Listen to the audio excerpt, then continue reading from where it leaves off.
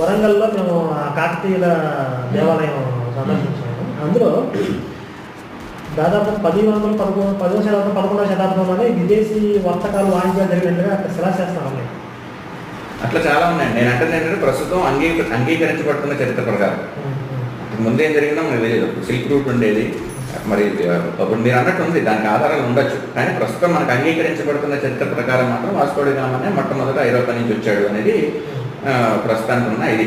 చరిత్ర ఇంకొంచెం బెటర్ అయితే మీరు అన్నట్టు ఇంకా చాలా విషయాలు బయటపడతాయి.